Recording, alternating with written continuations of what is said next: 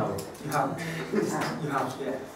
The biggest thing has been a change in fire safety legislation. 2005, well, the regulated reform of fire safety of 2005 actually came in 2006. And that did away with the old Fire Precautions Act and the old workplace regulations, which basically put the responsibility on hotels, sleep accommodation to have a fire certificate, workplace regulations for employers to risk assess, to look after their employees. The new order now basically has a responsible person who has to manage fire safety for a building. So it's everything from your cold steelworks to Mrs. Jones's corner shop. Everybody's covered by the legislation. The good thing from our point of view is with the halls, we have a basic, what's called a risk-based approach of fire safety now. So our high-risk premises we get done every year. Go down to our low-risk premises, maybe our halls, some of the halls are 5 million, because we don't have a real problem with them. Some of your halls may not have been to in over 5 years, but we know you are on our list and we will sort of start getting around to come and see you. But the biggest thing from our point of view, we know that most of the halls are safe because we've dealt with them in the past with the old legislation. The councils have dealt with, so we know pretty much that everything you've got in your halls should be what we're looking for. And people get hung up on risk assessments, there's a bit of a panic, and really they're quite straightforward. I mean, sometimes in work I get a document, it's like that. It's absolute rubbish. It's full of gumph I don't need. Sometimes I get an A4 sheet of paper, and it's absolutely everything we need. So you shouldn't be afraid of doing a risk assessment. You know, and we're not sort of there to scare you into, you've got to do it. We're obviously there to help you. Unfortunately, we don't do risk assessments for you. That's down to you. What we're supposed to do is we'll come and see you, review your risk assessment and say, yes, we agree with what you've said, or actually, no, you might need to make some changes. I've got some literature for you to have after, just in case those of you are not sure if you haven't seen anything. So it's bilingual both. There is a file logbook as well I can get, which today I'll arrange you after. This information is in there as well. But basically what you're looking at, what we look for you to do is fire hazards, which is what you do anyway. What are the hazards in your hall? Okay? Who are the people at risk? Who are the people at risk? Are the people using the hall? And how can you evaluate and control? Well, you've probably got everything in place already. You've probably got emergency exits with free and fastening devices in the doors are unlocked in emergency. Anybody can get out.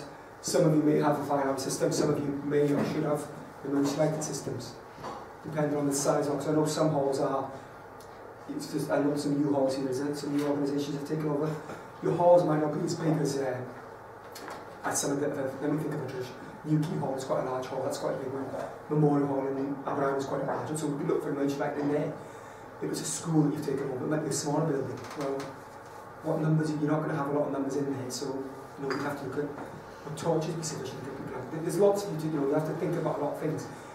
We're not there to sort of frighten you to spend lots of money, and don't let. And the biggest thing we find as well is you may find people coming out to give you advice on their fire extinguishers, to provide fire equipment and signage, and they make you spend the earth. If you're ever in doubt, phone us. We're there to help, and we'll give you the advice you need. Because sometimes we find people who've been told to put in an all singing, all dancing fire alarm system. You don't need it.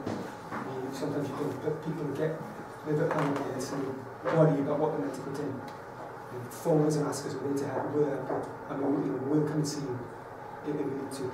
And then basically, you record, well, the recording part, by law, if you employ 5 people, you have to keep a written copy of risk assessment. Personally, I tell everybody to keep a written copy, because it's there to hand, to keep on a computer, you've got it. And if you need to refer back to it, you've got it written down. And you just record it and review it. At the point changes to the hall, a review could be putting in, I don't know, new extinguishers have expired, you put new extinguishers, you put new lighting, you put new doors in, maybe there's no change. You could have a risk assessment completed this year, 2012, in 10 years time it will not changed, because you're reviewing it, you're not making any changes, but you're recording the fact that you've done it. Did you say if you employ 5? Yeah, but you don't, I know a lot of the jobs don't employ anybody, do they? But that's what I'm saying. I always give advice to actually, even though it says 5 or more, but it's part-time or full-time, you have to have a written risk assessment. I always advise anybody in your situation, keep a written copy or a hard copy on the computer. It's easy for you to refer back to.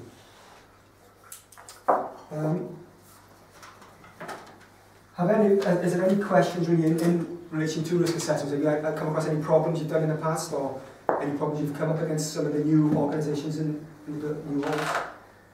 What frightens most hall committee is when you get letters from people like David Alarms, you must have sophisticated fire alarm system, etc., etc. You must have a service contract, you must have this and that.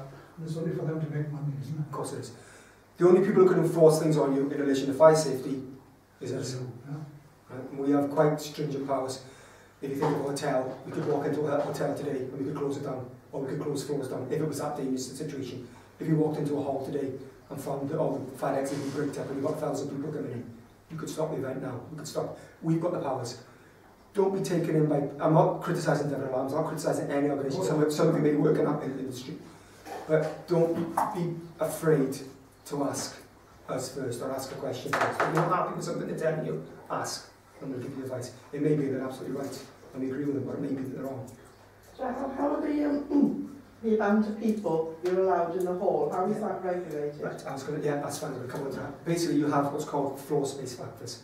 You have a floor area, and if it's a dance hall, or if it's seating, you have different, it's 0.3 of them differ standing, and 0.5 of them differ seating areas and deck areas. Now, you calculate then how many people you can have in the hall. So you could, let's hypothetically say you can have 500 people in here, in this floor space. But what you need then, for those 500 people, is to get them out. So if you have a massive hall that could accommodate 500 people, and have one door that opens inwards, that will only accommodate 60. So you need to take into account the available exits and the floor space factors. We will always look at first the available exits. We do have an issue at the minute, and the licensing legislation. The Licensing Act, you can apply for temporary events notice and stipulate in, what hall do you have? What's your hall? I have got a hall now. It used to be in Paris, Henderson Hall. All about the risk. Say it's here, say it's this hall here then. So you're the chairman of the Legion Club, and you're going to apply for a temporary events notice to have a disco. On the temporary events notice, you can apply for a maximum of 499 people. You're never going to get 499 people in here. But licensing legislation, under the Licensing Act, we can't refuse, and the council can't refuse. But when it comes to the fire safety order, we can, object to the numbers, and we can say, actually, we've got to go on now the premises. We've applied for a license for 500 people, 499 people. We know there's not hope in can't house whatever. They're going to get 500 people in there. So they're arguing with there's no Licensing Act, and we're saying, well, Licensing Act. Fire safety order supersedes the Licensing Act, and we're telling you can have 250, and that's a maximum. Because even though it's a big hall, they've only got exits available to accommodate 200 people. Because what you always, when you calculate the floor space factors as well, it's things you look at. If you've got two doors side by side, but if a door's within 45 degrees of each other, that counts as one exit. You lose a door. And we always say in the event of a fire, you lose your best exit. So then you're left with that exit there, which is a double door, which is fine. We'll be right for this hall. But if you're unsure of the floor factors, again, ask. We're only happy to have a look and help you. And that's how they work it out. It's on the floor area and then the available exits. You can't use one or the other. I think we were assessed for the floor space, goodness knows how many centuries ago. Where was that? Egglesfark. Egglesfark, right, okay. We've just refurbished and it's had an extension. We've had plans for that. We've built in control plans. You've done quite a lot of work with them. It's been completed now, just last week. Which is probably better for you because I know then that the doors will be opening and they'll be larger. Yes. And that will help increase your capacity. The back door as well. Yeah, so that will, yeah. So you could do with getting it reviewed as to the number of people. Yeah, we can help you do that. We'll do that by all means. I mean, as I said, I'm not coming here to talk to you today. I'm not overly concerned about fire safety in village halls. Because I know in the past a lot of them, it's the equipment and firefighting precautions you've got in place are still there. It may just be a matter of making sure that you're testing them, checking them, and how to use them. That's probably our biggest thing is people want to got it, but when did you test it? And I don't know how to. We find that quite often. We do have alarms on lighting. Sometimes, oh yeah, the lighting's there. When did you last test it? It wasn't tested. You flick a switch and they're all dead. Nothing's working. That's our biggest thing, is maintenance of things. And although we do have the powers to make you spend money to do fire safety improvements, a lot of the money you spend in your halls on maintenance you do anyway will probably form part of checking the electrics. You have to do electrical testing every year for your insurance certificate, is it? So by doing that, you're checking that anyway. You're doing everything for us. So fire safety touch what he says, should not be a problem in most of our halls in our area. Not saying all of them, they probably won't do that, will suddenly jump up and bite me, but you know, I'm pretty confident most of them are pretty, you know, you're pretty much all okay. So then they get up high low, the same fire extinguishers in a chapel or a church. Do they need them? This is the fire safety order they've covered. Well, the sources of ignition are Yeah. minimal electricity, that's it. Yeah. Nobody welds in the church or smokes or whatever. No, it's, that comes down to, you know, public gathering again, isn't it? There's only one time that anyway on Sunday. That's more naturally. I know it. Don't tell them this. No, and that comes down to it as well. A lot of companies will go through the British standards with a tooth comb and they will tell you need to do this, that and the other. Hands are tied sometimes. It comes down to management policy as well. If you can show to us that your risk assessment is that, well, actually, you know what, nobody in church, maybe the congregation is elderly, maybe the congregation is young for Sunday school, they're not going to be able to pick up a 9-metre water extinguisher. Your policy might be that we get out of the building, we keep everybody out, we don't fight the fire, we'll dial 999. You write that in your risk assessment, that's what you're going to do. Who are we to challenge you? And if you can show that you're doing that. Fire exit signs on the church door, there's only one exit anyway, or two on either side. So it spoils the ambience. It does a lot, you know, there's a lot of things about some people have bed and breakfasts, and if you read the letterbook, yeah, you meant to have signage, everything, but anyway, someone's house, and I always go to see people look at your house. Yes, you have to have signs, but you know, it's your house, you tell people where to go, how to get out. It's the same in the church, isn't it? You know, I'm not going to jump up and down and wait the signs in the church, I'm not that, you know, or your chapel, I'm not, you know. That is a risk-based approach. I think you can, if you can give us a, the old legislation, Fire Precaution Act and Workplace Regulations was prescriptive. There's a document, it says in there you must do X, Y, Z, do X, Y, Z. With the risk assessment, if you can come up with an alternative solution that works, fine. Okay? We follow guidance documents and the guidance, and we will always revert to the guidance documents. We will tell you that guidance document says that, you've got to do it. You say, yeah, okay.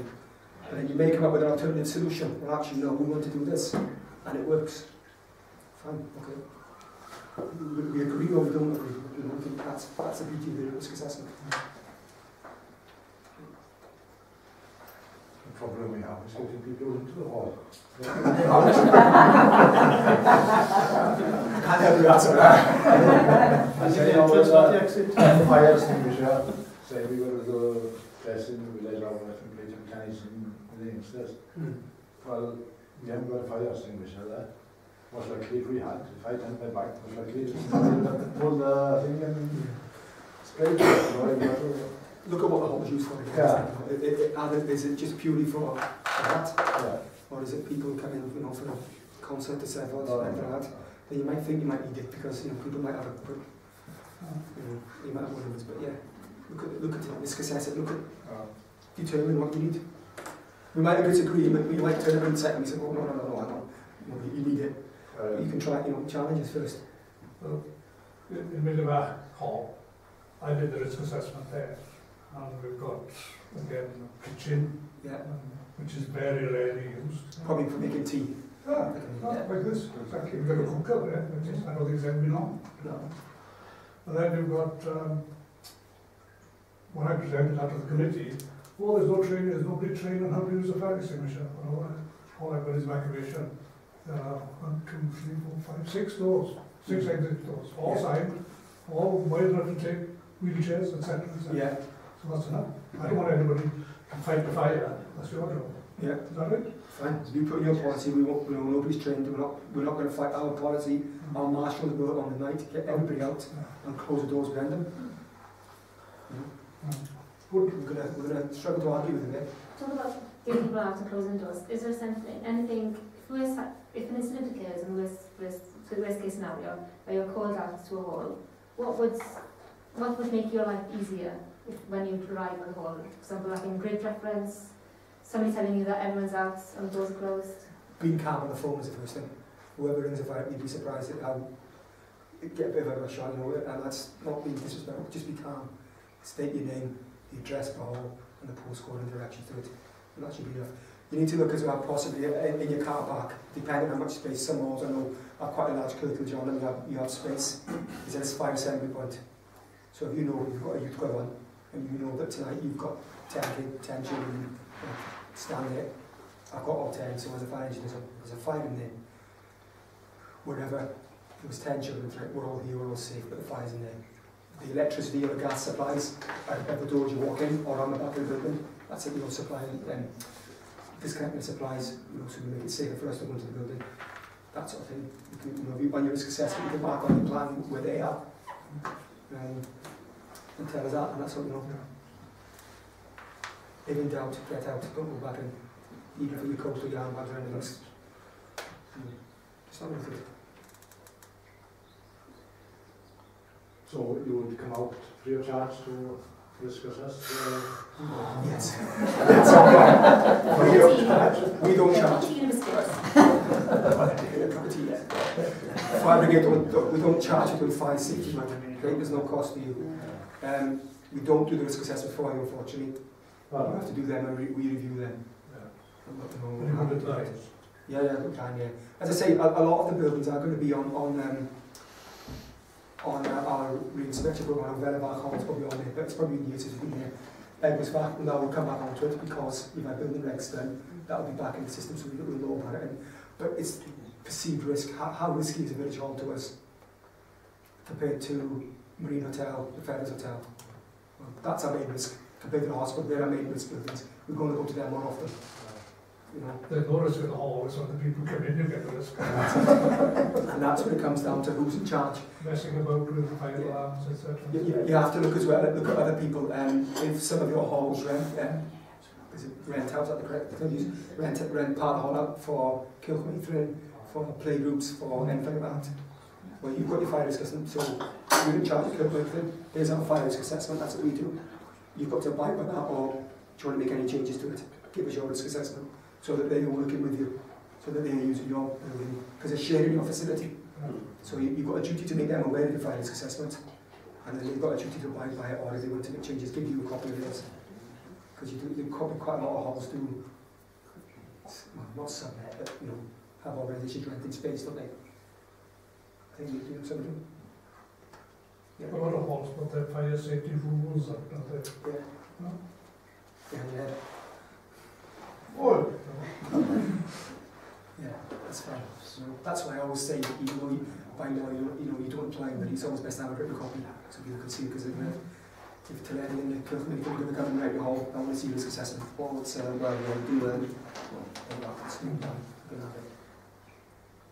so it's best to keep a copy. Is that something that we could put up on a wall somewhere where the electric turn-off points are and everything? Whoever hires the hall for the day or for the evening, they know where everything is, and without having to look in a booklet or anything. Yeah. That's a good idea, because if we turn up as a fire, look, it's on the doors we walk in. Yeah. So it's easy, because it might be the night that, okay, you may be the chairperson of the hall, but you might be on holiday, so, that's someone's let them in, and they're not so sure what it is, you know. You have to think about the numbers of people you've got who are helping you, even though you're not the chairpersons, who's helping you make sure whatever you know, they know, so if you've been absent away, they can back you up. And one thing I noticed people don't do as regularly as they should, and every time you've got a gathering in your hall, whether you all know it, there's only got to be one person who doesn't, you should, before any meeting or anything starts, point out where they are. I mean, that's something you should do. I did. But they should, and I find a lot of that's just not done. Yeah, we've just made big laminated poster that as you open the main door, it's in front of you, where the fire extinguishers are, what they are, CO2 or water, and how to use them. And that's absolutely right. But saying it, because people, the best will in the world don't read things. I mean, I don't read things. You can put it into your risk assessment that if it's coming to hire hall tonight for whatever organisation, that's our copy risk assessment, isn't it? But draw your attention, you've got to make sure that you've got to do it. If you want to go to extreme, you can make them sign that they've read it and they understand it. And that's not enforceable. That's a good idea. Yeah, certainly. Yeah. You said that Edwards might come on back onto your radar, back onto the list of yours. The list you have of village halls, is it just the name and contact details, or how do you know that's the correct? Because we haven't got problems with some halls, we don't have the correct contact details. A lot of it's temporary events notices because we get a lot of temporary events notices through. But it can be a problem because sometimes it's somebody hiding the hole and it's their names on the temporary events notice. So we have to get, normally we do get, we've got a good relationship with the council, licensing department, and they normally have up-to-date contact details. You did that off camera then, hang on, can't you standing behind the camera? I'm sure you contact the licensing department, they should help you out. Is this something that we should be doing, contacting you with fresh details, if you've got a new chairman appointed as a committee member and he was your actual... Yeah, a point of contact is always helpful. Yeah. Yeah, That's what they're going to be updated all the time, isn't it? Yeah, we can update our records and that would be good, yeah.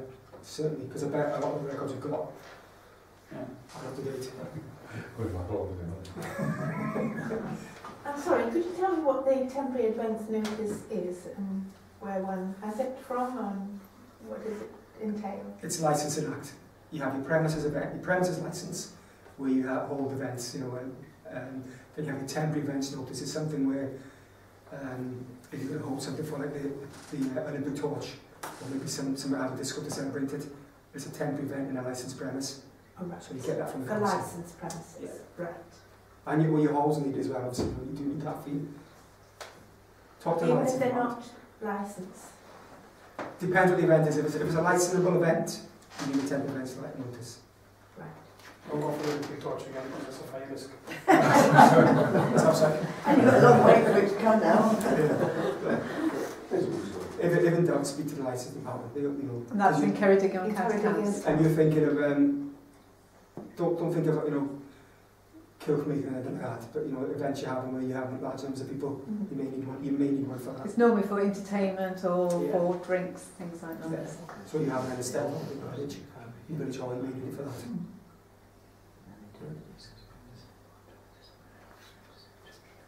There's lots of writing going on with some of the questions. Is that the music, singing and dancing?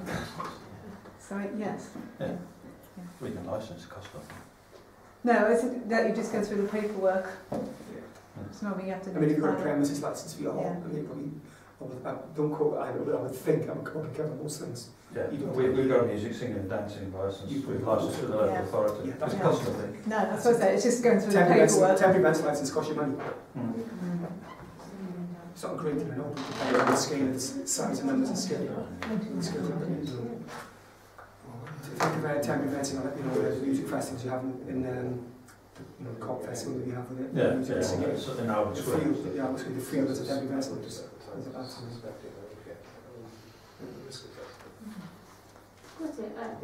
We haven't enough logbooks for each and every one of you here, so I thought we'll give that out per hall. Then you can have a quick look, and if you've got any questions from that, that's probably the best thing to do now. It's basically just a fire logbook, because you how many have you got a logbook for your hall? You test it out when you're elected. How many have you got a logbook you test it out when you're elected? Well, this is just a logbook. It gives you details on how you test the frequencies for what you have. You can then record your testing, and in the back it also has this large document about your risk assessment.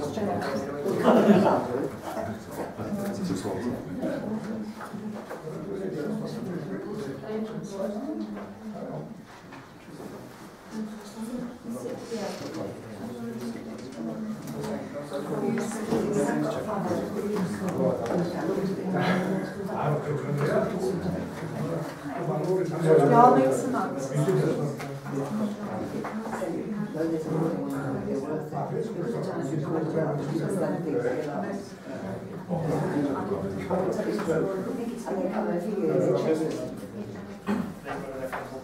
If you ever need to contact us, in the front of the book, there's a corporate number. Just ask for the Fire Safety Department at Aberystwyth. And they'll put you through to us. Because that will come to come up and they will be able to store any commands. When I was using I'm just saying, I know it's an expense, but we found Dufford alarms We're glad you do pay the money. I'm only every time I write a cheque for £100 for the year, but the number of times we've had to call them out when something's happened to one of the fire alarms. You know, people do touch them accidentally. Obviously, we can't Can't advertise for them. can't advertise anything, but they are one of the better companies. But you know, there are some. But then, even so, every company will try and give you more than you need. So just if you need help, come and talk to us. You know, if you need any help, talk to us first and see what they tell you. Well, the security alarm part of that is actually, we've had out quite a few times. That's Because certain people can't put the number right in it. yeah. We don't do security, I'm sorry.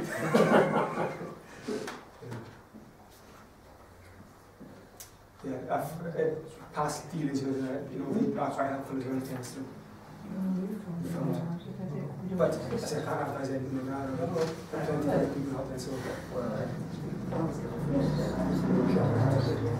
By being with them, you get it regularly tested, annually tested, and they've got a record of it as well. Yeah. And you get a certificate for display them. Don't forget, when you take on, when you get some of the contract for doing your alarms, don't let them tell you what they're going to do for you. You tell them what you want to do. You literally, you know, because it might be that they can give you what you want, and that they probably should, you know. So if you're out, tell them what you want to, you know. Yeah. It's the same with portable electrical appliances, isn't it? Part testing. You do it yourself. If you have an electrician within the committee, Absolutely. No, is it part P registered? Of course you can. There's nothing like that at all. You've got plenty of holes to do, all that. You can think of plenty with a member of the committee's an electrician who's part P registered. We test it all. some of them just do visual inspections. The cables not reflect some damage, the wires and that. That's part of it. That is just part of it. It's something you could test. I mean, we mention portable appliance testing all the time, but really it's the council that enforce that. But we do mention it as part of our fire rates, but also the council enforce it. You know, the frequency of doesn't it? You know, sometimes it's got to be every 6 months, sometimes it's got to be every year, and sometimes it can be 5 years. Why don't you test a brand new toaster every year? Exactly. You know, part test is a bit of a, still a little bit of a grey area, I think. Some electricians do it very well.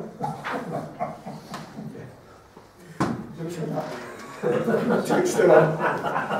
Can you delete stuff off the scan? We've got it taped.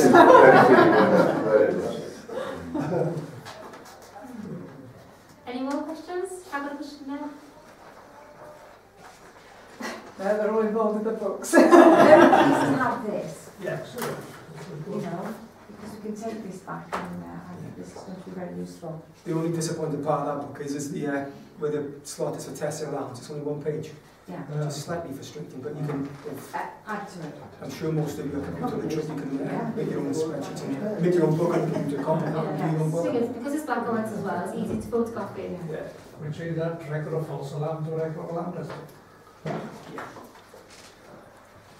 we can help ourselves there. Dr. Thank you very much. So.